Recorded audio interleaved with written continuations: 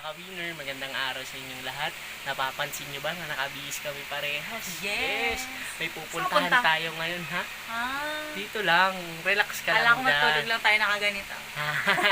Kaya relax lang kayo dyan. May sorpresa sa atin si Lord. Napakaganda nito. Kaya abangan nyo yung video na ilalabas namin mamaya. Yes. Tara, samahan nyo na kami.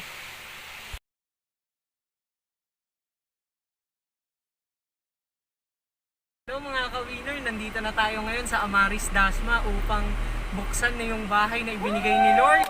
Kaya nandito tayo sa kotse ngayon para bumaba na. Tara, samahan nyo kami. At nandito rin ngayon si Brother Eugene, yung servant ng Lord.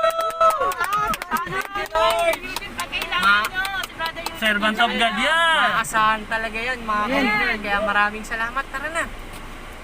Mga ka-winner, nandito na tayo ngayon sa bagong bahay na ipinapalo ng Diyos. Ngayon, may special guest tayo, yung Rusit TV.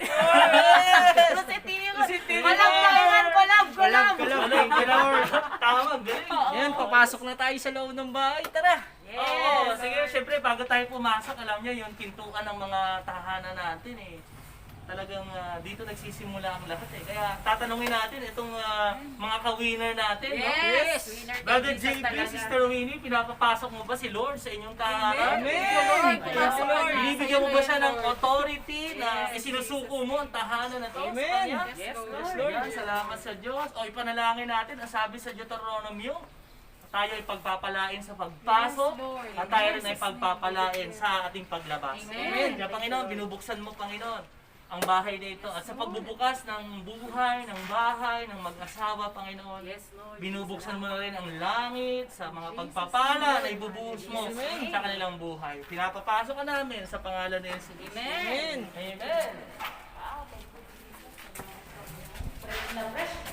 Talagang brand new ang binigay ni Lord, hindi second hand. The best. Oh, yeah, di ba? Tsaka kanina binanong namin yung inyong mga edad, di ba? Pero kahit na naman yung ating struggle. 26 years old, Saka 27 years old, binigyan ni Lord ng bagong bahay. Grabe, iba talaga pag si Lord ang nagbigay. Hindi naman natin ano yun eh, kumbaga kahit sa sarili natin. Kumbaga yun ay pabor ng ating Diyos. Kaya muli ng Panginoon sa napakagandang tahanan, talagang sabi sa James 1, di ba? Every good and perfect gift is from our Father in heaven. He does not change. Kapag sinabi niya, tutuparin niya yun. Kailangan lang natin maghintay. Natapos na kami maghintay. Sumagot na si Lord. Asa na susi, Brother Jesus? Asa na susi? Thank you, Thank you, Lord. And let's bless this place, no? Talaga naman. Ang mga alam mo, nung nagbabasa ako sa Exodus chapter 29, merong altar eh. Pero lagi sila nagbibigay ng handog. Sabi, gagawin nyo ito araw-araw. Tapos yung dugo, sa tuwing yung dugo ay madidikit sa altar, magiging banal ang altar. At kung ano man ang makahipo, sino man makahipo sa altar, magiging banal. Ang ganda ng translation sabi, they will be harmed by the power of its holiness. Kaya alam mo yun, higit pa tayo sa yung dugo na ating pinag-uusapan ngayon, higit pa sa dugo ng mga tupa at kambing. Yung dugo ng ating Panginoong Kristo. At kapag yan ay nasa ating buhay, we will be harmed by the power of its holiness. At tayo nagiging banal dahil dun sa kapangyarihan ng dugo. Hindi dahil sa ating, kundi dahil dun sa dugo ng ating Panginoon. Kaya Lord, we declare, Lord Jesus, the power of your blood, the blood that is holy, holy, holy, your precious and powerful blood, Lord, cover this home in the name of Jesus. In every corners of this place, God, you are here. And Lord, lahat ng mahihipo, matatamaan, matatouch ng bahay na ito ay magiging banal sapagkat ang iyong makapangyarihang dugo ay narito, Panginoon. We pray, Father, and we give you glory, O God, sa pagbibigay ng tahanan na ito. Gagamitin mo to, Lord. It's a light in this community, Panginoon, na sa pamamagitan ng tahanan na ito, ng mag-asawa, Lord, ang magandang balita ay may pahayag dito sa Amaris. Sa pangalan ni Jesus, Lord, sila'y magliwanag. Lahat ng puwersa ng kadiliman na laban dito, Lord, ay mapapalis, Lord. Hindi na kailangang babalik. At ang liwanag mo, Lord, your light will dispel every darkness in this community. Panginoon, salamat po. Patuloy kaming magliliwanag, Panginoon, upang maipakilala ka sa community na ito. And Lord, we thank you dahil pinagpala mo ng community. Dahil ang mga anak mo ay narito, Panginoon. And Lord, we thank you for your favor, for your presence, for your blessing, for your provision sa mga improvements pang gagawin. Panginoon, salamat po, O Diyos, dahil ikaw ang nagbigay ng bahay. Ikaw din ang magbibigay ng provision sa pagpapagawa, sa pag-improve. Lahat ng papasok dito, Lord, makikita ang iyong karangalan, kapurihan, kaluwalhatian, sapagkat ikaw ay narito. And we welcome you, Father. We will not be afraid. And Lord, right now, in Jesus' name, we take authority over this place. We take authority in the name of Jesus. Cover this place with your blood. Lahat ng sumpa, lahat ng mga masasamang gawa na nangyari dito, lahat ng mga gawa ng kaaway, every demonic force, curse, spirit of the darkness, Lord, lahat ng gawa ng Diablo sa tahanan na ito, pinapaalis na namin. Mga masasamang espiritu na naninirahan, lumalayas na. Alis na kayo sa pangalan ni Jesus. Sapagkat ang presensya, kapayapaan ng Diyos ay narito na. Panginoon, salamat po sa tagumpay. Salamat sa provision. Salamat sa pagpapala. Salamat sa patuloy na pag-improve. Salamat sa tahanan na ito. Gagamitin mo liwanag sa community na ito, Panginoon. Sa pamamagitan nila, may papahayag ng mabuting balita. We receive victory. We receive provision. We receive your presence. No weapon formed against us will ever prosper. We thank you and we receive it in Jesus' name. Woo! Winner! Totoo ang sinasabi sa salita ng ating Panginoon na sa gitna ng kagipitan, ang mga anak ni Lord ay Glory to God! Ang mga kapatid natin ito, si Sister Winnie, silang nagli-lead sa women's ministry at si Sa Brother men's! Brady sa men's ministry naman. Kaya magpatuloy ka kapatid sa paglilingkod sa ating Panginoon at yung desire ng puso mo, sigurado ibibigay niya. Thank you, Lord. Kaya naman, lahat tayo ay magiging winner kay Jesus! 2 years ago, mga ka-winner, January 2018, naka-format na sa isipan namin na kukuha kami ng bahay after ng kasal. Pero, January, first fruit nga pala yun. At na-curious kami kung ano ba yung first fruit. At sinabi sa amin ng Diyos sa Kawikaan 3:9. Ano yung sabi doon ng Panginoon? Sabi sa Kawikaan 3 verse 9 to 10. Si Yahweh ay handugan mo, bahagi ng kayamanan, pinakamainam na animo sa kanya ibigay. Amen. Sa gayon, kamalig mo ay lagi ng aapaw, Amen. at ang tapayan mo ay hindi na matutuyan. Yes. At binigay na ng Diyos sa amin yung pampareserve ng bahay. Kaya nag-tripping na kami noon. May lakas loob na kaming mag-tripping noon. Kasi nga, syempre may hawak ka ng Oo. pera eh. Diba? So yung unang nag-tripping kami sa Imus, sa Nova Residences ang pagkakaalam ko. So yung bahay na yon parang 42 square meters sa bandang Imus. Pero hindi natin siya nakuha dahil that time, nung chinek yung inventory, Phase kumbaga, na full na, Mm-mm. phase 2 na yung available. So dahil phase 2 na yung available nun, malaki na yung presyo ng bahay at hindi na namin kayang hulugan. Siyempre hindi ka pasok dun sa required income. May mga ganun kasi tinatawag pagka kumukuha ng bahay. And then, siyempre after nun wala na, umuwi na kami. Pero after nun naghanap-hanap pa rin kami. Kinabukasan ba ulit yun? Nag-tripping tayo? Hindi ko sure, pero February lang din. Oo.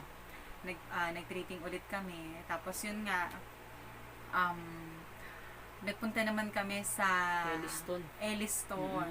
So, trinay naming daanan din yung Elliston na yan. At ang ganda ng bahay, kumbaga fully furnished na siya, Tama. wala ka na ipapagawa, Titiran mo na lang. lilipat ka na lang talaga, titira ka na lang. Pero nga, yun nga, ang laki pa rin, ang laki nung down payment, nung required income. So, next ulit. Leora. Liora Oo. naman. So, malapit lang yan, dyan sa may Gentry. Sa may Open Canal ba yun? Oo. Open Canal. Calax. So, ang ganda rin nung bahay. Actually, gusto namin siya kasi meron siyang covered court. Covered na swimming pool. Meron siyang swimming pool. So, dun sa loob, kumbaga, hindi mo na kailangan lumabas. May playground din. So, Actually, yun na yung gusto namin. Pero that time, hindi namin nakuha din. Kasi nga, RFO na siya. So, 6 ibig months na sabihin, babayaran yun. within 6 months lang, pwede ka nang lumipat. So, dahil 6 months, hindi ka na maghintay ng matagal, 6 months lang, malaki na yung required na down payment monthly. So, umabot siya ng around 20 plus. 23,000. So, Laki. ganun yung yung required na down payment niya. Siyempre, hindi namin kaya. Diba? Yung last na pinuntahan namin is yung Amaris Dasma. So, yan yung pinuntahan namin, yung model house pa lang, ang nakatayo, tapos pre-selling siya, Pre-selling. 2018. Hindi pa kami nagpa-reserve, decided. oo. Oo, hindi pa kami decided. Tapos nung after nun, kumbaga, na-push na din kaming kumuha ng bahay din at magpa-reserve kasi nga alam namin na tumataas. Ang bilis tumaas ng value ng bahay. Imagine parang 2 months lang yung palilipasin mo. 500,000 na agad. Lalaki naman, oo. Pwedeng umabot ng 500,000 yung itataas Pero niya. Pero yung sa amin parang tumaas lang ng around 200,000. 200. Pero malaki pa rin yun yung impact sa amin. So, ayun na nga, nakapagpa-reserve kami. Yes. Tapos, nakapag-start na kami ng monthly na down payment namin ng April. After ng orientation sa Makati, nagbayad na din kagad tayo nun. Next month ng 13,500. 10 months yun, monthly, For 10 10 months. months. Kasi 140,000 ba yun? 40,000 yung down payment. 145,000 kasi yung worth ng bahay 1.450. So dahil nagpa-reserve ka na ng 10,000, 135 na lang yung pupunuin mo within 10 months. Kaya 13,500 for 10 months. Tapos nung Hindi naging madali yun. Yung hulugan na yun, napakasakit sa bulsa nun. ang hirap nun kasi talagang masusubukan yung faith mo talaga. Pananampalataya mo sa Diyos. Kasi 13,500 Kumbaga, kulang pa yung sahod niya.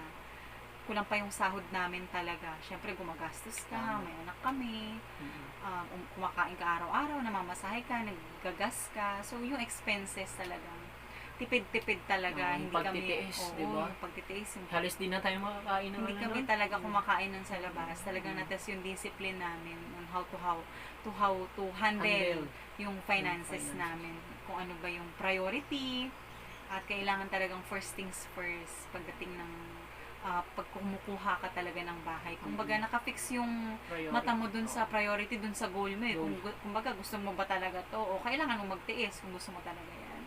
Tapos along the way, na-experience din namin mangutang. Tama. Tapos Yung ano hindi lang yun. Kasi 10 months na nagbayad kami ng Nagbayad. 13,500. May sumunod na 47,000. Yun na yung iniisip namin. Kumbaga patapos na yung BNP ba yun? buwan, bank charges. Bank charges. Bank oo. charges yun. Kumbaga, matatapos ka na ng 10 months.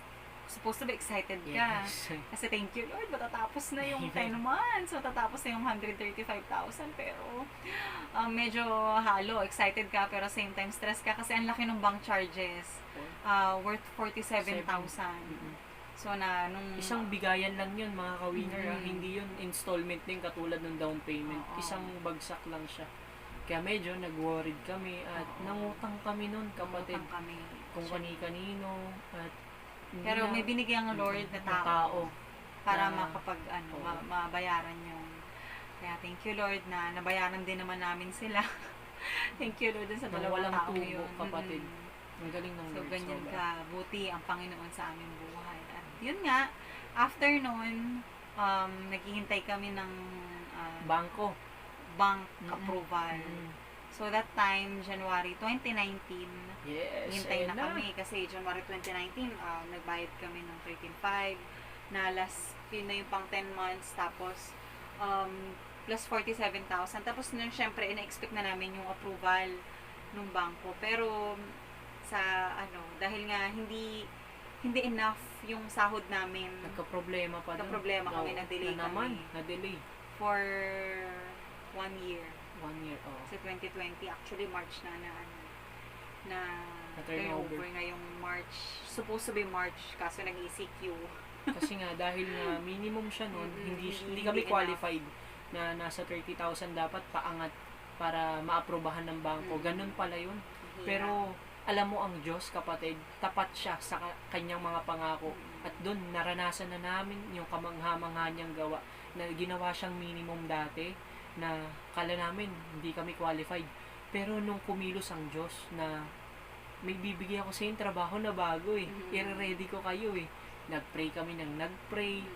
Tapos talagang iniluhod, iniyak namin lahat sa Panginoon. At hindi pala nasasayang yung pagluha namin sa Panginoon. Kasi iniipon lang ng Diyos yun lahat. Sabi niya nga sa kanyang salita, yung pagtitiis, yung paghihirap nyo, sa mga nagdaang panahon, mapapawi yan lahat kapatid kapag sa Diyos ka lamang tumingin. Kaya nag-focus kami doon sa Panginoon at nagpatuloy na maglingkod sa Kanya, lalong-lalo na sa pagbibigay, sa pag-iikapo. Kaya hindi kami natatakot Seeds, ayan. seeds. Hindi kami natatakot na baka ma-short kami kasi alam namin na si Lord ang magpo-provide. Kaya kapatid, sabi ng Diyos doon, masaganang pagpapala ang aanihin nyo na lahat ng bintana sa langit ay bubuksan niya. Sabi niya sa Malakay 3:10, talagang pinanghawakan din namin yung salita na yun. At ibinuhos nga ng Panginoon yung masaganang pagpapala na yun. Kaya na lipat siya ng bagong trabaho. Talagang 2019. overflow noon. 2019, year of Talagang overflow. tunay ang salita ng Diyos. Declaration. Dahil natry din namin yun na, kumbaga, yung first time na first fruit namin, binigay namin sa Lord. Tapos nakakuha kami ng bahay. Pero kahit hindi pa natuturn over, nagbigay pa rin kami sa Lord ng first fruit namin ng 2019. 2019. First fruit niya pa rin yung binigay. Tapos ang kapalit nun, kapatid, yung trabaho ko na Amen. hindi na minimum. Amen. Kaya glory to God talaga sa, alam mo yun, parang nadi-discourage na akong makakahanap pa ba ako ng work na iba. Pero thank you Lord talaga na siya yung nagbibigay. Tapat siya sa salita niya. Amen. At yung binigay na first fruit talagang hindi lang one time niyang ibibigay, hindi lang one time niyang ibinigay sa amin, kundi Amen. continuous. Hanggang Dahil ngayon. nga, thank you Lord na hindi na minimum yung sahod ko. Kaya thank you Lord. Tapos, after noon, 2020, ngayong Yes, taon, first time kong makapag first fruit na Yes. dalawa na kami. Amen. So, thank you Lord. Patuloy lang din dinideklara namin Lord na sabi ko hindi new levels. Sabi dun sa salita ng Diyos na dadalihin ka ng Panginoon sa lupa na Pinangako niya. pinangako niya na punong-puno ng tubig. Alam mo yung Amen. bumubukal ng tubig. Yes, At yun amen. yung talaga namang pinanghawakan lang namin na dinideklara namin na Lord, this year ibibigay mo na sa amin yung bahay. Kaya by faith lang talaga. Tapos ayun na nga, thank you Lord na hinintay pa rin kasi na ma-regular ako dun sa work bago ma-approve ng bangko yung aming loan sa housing loan. So, January, nag-sign na kami ng contract dun sa bank. Tapos, after nun, syempre, ipaprocess pa nila. Tapos, tsaka pa lang ito turnover yung bahay. So, imagine 2 years, yung inintay namin. May mga time na ayaw ko na. Actually, Suko na. sobrang liit ng faith ko compared to Oo. him. Kaya thank you Lord, may mga panahon na sinasabi ko, sa sobrang tagal kasi, alam mo yung inip ka na. Gusto na lang Ayoko ibenta. na. Gusto ko nang ipasalo yung bahay. Oo. Kasi, kumbaga parang wala namang bangko nag-a-approve sa Tama. amin eh. Kumbaga Tagal. kasi nung una ang hiningi lang yung COE ko lang. Tapos nung nagbigay nga ng COE, wala pa rin, ang tagal pa rin na hindi Payslip, na hinihingi din, di ba? Oo, yung payslip, ang daming hinihinging requirements. Tapos yun nga, hinintay pa yung regularization. Tapos, March nawawalan na talaga ng pag-asa, na sinasabi ko sa kanya, ilang beses ko sinabi sa kanya na benta na natin yung bahay kasi ayoko na, nakapagod na ako maghintay. Pero thank you Lord dahil ang Diyos ay tapat sa salita niya. Amen. Na ito na nga naka-schedule na, in-schedule na yung turnover ng Turnover. bahay namin ng March 25. Amen. Pero thank you Lord. Nung nag-March 16, na-delay na naman. Nag-lockdown. So for ang daming delays, 1 year. Inaasahan namin na yung bahay matuturn over ng January 2019, tapos na-delay hanggang 2020 na, tapos nung na-turn over na March 25, na-delay na naman. So sabi ko, Total ng Lord, ano ba pandemic. yan? Oo, kasi nagkaroon ng COVID. Oo. So sabi ko, may question talaga sa isip ko na, Lord, ibibigay mo ba talaga to? Hirap na ang tagal-tagal ng pinaghihintay na namin talaga. Pero sa kabila Mhm. nun, sa kabila ng pag-aantay namin na na-delay kasi yun nga COVID, si Lord pala yung kikilos. Hindi niya hinayaan na umalis muna kami dito kasi may inayos siya na buong Inayos. pamilya. Thank you, Buong Lord. pamilya yung naligtas. Kaya nagpapasalamat din ako sa Lord. Kasi may online prayer meeting kasi nag-lockdown eh, di ba? Monday to Friday, 7 p.m. yan mga kapatid. Huwag natin Jesus kakalimutan. Cavite Oo. page. Like natin yan. Mm-mm. Subscribe natin. Sa Pindutin na YouTube din natin account. yung notification bell Mm-mm. para lagi Lagi tayong updated sa mga updated. salita ng Diyos. Yes. Kaya malaking naitulong talaga nito at buong sambahayan namin ang nanonood every Thank every you, Monday to Lord. Friday yan. Pati doon kila Mama Ningning, Kala Mama Ningning, Papa Thank you Lord kay Jojo. Kuya Bombay. Thank you Lord talaga sa Grabe. pagkilos yung buong ng pamilya nila rin. Oo, ng Diyos sa Grabe. aming buhay. Kumbaga yung sinasabi nga natin na delays are not Mm-mm. denials. Amen. Kapag binigay na sa'yo ng Panginoon yan, may pangalan mo na yan. Hindi na Tama. mababawi Hindi na mawawala. yan. Kahit Oo. anong mangyari, kahit anong delay, binigay na yan ng Panginoon. He's just testing our hearts, Amen. humbling us, kung ready na ba tayo sa pangako niya. Thank you Lord dun sa mga binago niya sa amin. Hindi pa rin naman tayo perfect, pero we strive to be the best that we can be sa harap ng Panginoon. At yun nga, patuloy lang kaming naglingkod din sa ating Panginoon Yes, kahit na amen. nadidelay yung bahay within 2 years. 2 years. Tas 2018 na-delay pa kami ulit. nag-start ng cell group. Matatandaan ko 2018. Start kami ng cell group. So, ang tagal namin, doon sa cell group namin, naabot kami kasi ang tapos ng service namin, 11:30. 11. Tapos, inaabot na kami ng 2:00 dahil lang sa sharing namin. Oo. So, may mga sakripisyo talaga. Kailangan naming mag-travel from Taguig to Zapote, Zapote, Calinisan. Calinisan. No, na 4 kami Sa motor. kada Sunday. So, grabe talaga yung mga paghihirap. Kumbaga, kung pakikinggan mo yung pagbulong ng kaaway na hindi nyo na makukuha yan. Di ba? Hirap na hirap kayo. Ba't pa kayo naglilingkod? So, may mga ganyan eh. May mga moment na ganun. Pero hindi, kapatid. Tuloy lang. Kasi si Lord, yung plano niya sa atin, hindi nagbabago. Tama. At yung mga paghihirap natin, yung mga ibinigay natin, para sa gawaan niyo, yung pag-iikapo, tunay Yes. nga, kapatid. Pagsiseeds, Yung pagtatanim. pagsiseeds. Nako, kapatid. First fruit. Yan yung susi para umangat Kaya yung buhay natin. hindi namin ikakahiya o ikakatakot na ibahagi yun kasi naranasan namin sa buhay namin mag-asawa yun. Yes. Hanggang ngayon minamangha kami ng Diyos. Grabe. Kaya kapatid, Kung may mga maraming pangako, salamat. kung may mga pangako, kapatid, na nade-delay. pinanghahawakan. Oo, yung sa COVID na to, Yung alam kasal, ko. Oo, yung na trabaho, nade-delay. yung negosyo, nade-delay lahat yan. Pero Ano pa may yung magandang pag-alis sa plano. ibang bansa. Mm. Ang daming na-delay ngayong panahon na to. Pero yung magandang plano ng Panginoon sa'yo, kung para sa'yo yan talaga, at ayon sa kalooban ng Diyos, ibibigay niya Amen. yun sa tamang panahon. Delays are not denials. At isa pa, kapag malapit ka na dun sa promised land, kumbaga, lagi sinasabi yan ni Ma'am JM. Shout out kay JM Del Rosario sa, hindi, One Alpha Com yan. Thank you Lord, na sinasabi niya nga bago ka makarating sa promised land, talaga namang higante Tama. yung mga haharapin mo, kagaya nung nila Moises sa Israelites, 'di ba? Nakita nila yung mga giants, pero ang nakita nila Caleb at Joshua is yung Pangako ng magandang Diyos. magandang lupa na overflowing milk and honey.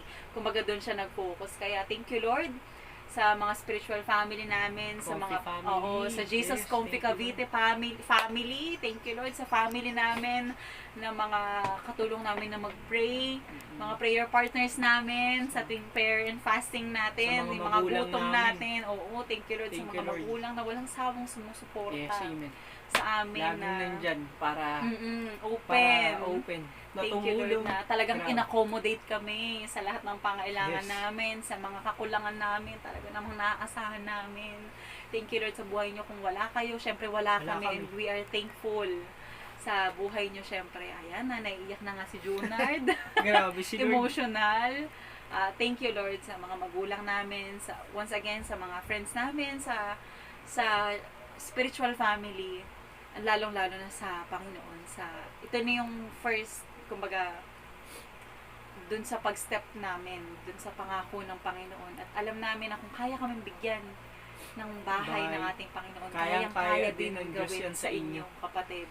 Faith lang, kapatid. Yung faith, syempre, at yung paghingi natin, yung faith, and syempre yung action natin for the ministry of the Lord, kasi faith without action is dead. Hindi tayo pwedeng, kumaga, oo, may faith na save na tayo, pero yung resulta kasi nung faith natin sa Panginoon, dahil naniniwala tayong niligtas niya tayo, binigyan tayo ng buhay na walang hanggan.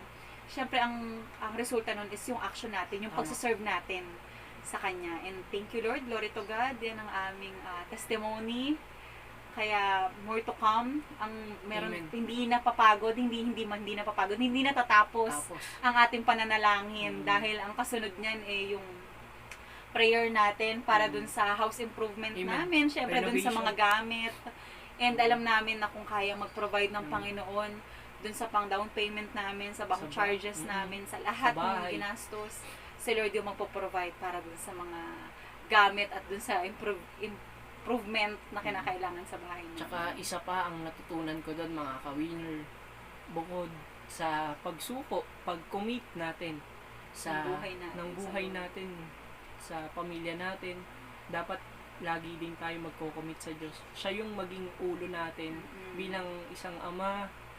Kaya maraming salamat sa inyo. Shout out pala, Happy Father's Day pala ngayon. Thank you, Lord. Yes. At yun, magpasakop tayo lagi sa Diyos. Kaya patuloy lang tayong lumapit, manalangin at lumuhod sa Panginoon. At yung pagtitiis, yung paghihirap natin, mapapalitan niya ng kapayapaan at tagumpay sa buhay. Kaya mga kapatid, lahat tayo ay magiging winner kay Jesus. Yeah!